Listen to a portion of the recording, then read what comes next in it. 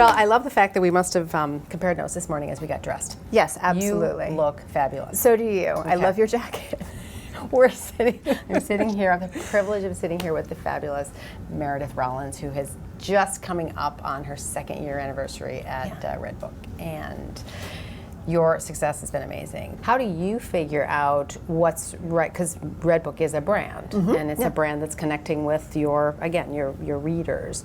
How do you figure out what is right for your brand versus not right for your brand? And how would you characterize sort of the voice of your brand in a way that has made you successful in connecting with your readers? I think voice is all of it, really, is talking to that consumer, in our case, the reader, in a way that she feels like we understand who she is, she can totally relate to us, that we feel like we're a best friend, as opposed to some voice from on high dictating how she should be living her life.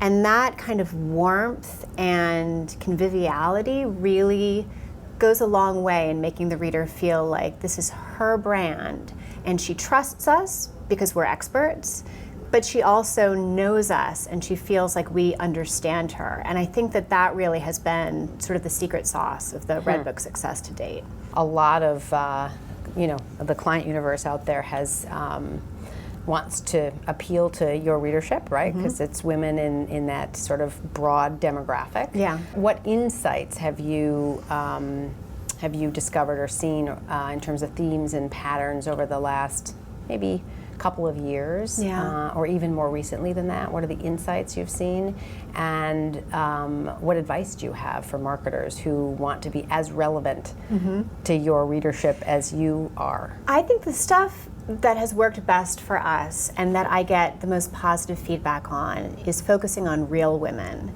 and focusing on real lives. And that real focus and that authenticity, I think, has been a game changer for us. So we show, a beautiful 35-year-old mom of 2 kids who works in marketing or wherever, and we show a great haircut on her, and suddenly it clicks into place.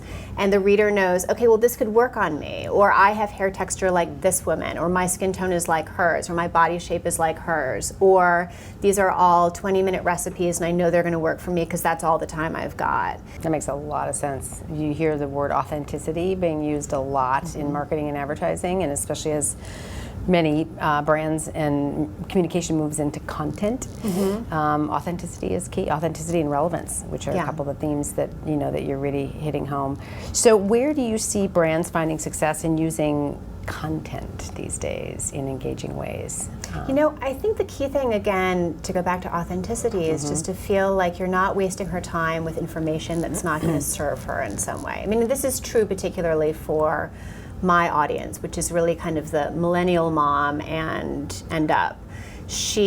Time is so valuable, and it's such a short supply that if you're a brand serving her content, you want to make sure that the content really speaks to who she is and where she lives, and isn't going to waste her time with things that she doesn't need or want.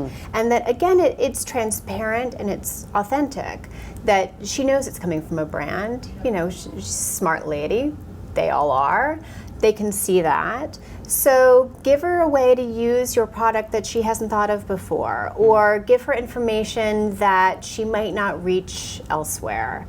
Don't waste her time, I think, is kind of the key thing. I love your jacket. I love your jacket too. You're a very sharp dresser, Anne. Thank you, darling. Thanks for taking the time. You're welcome.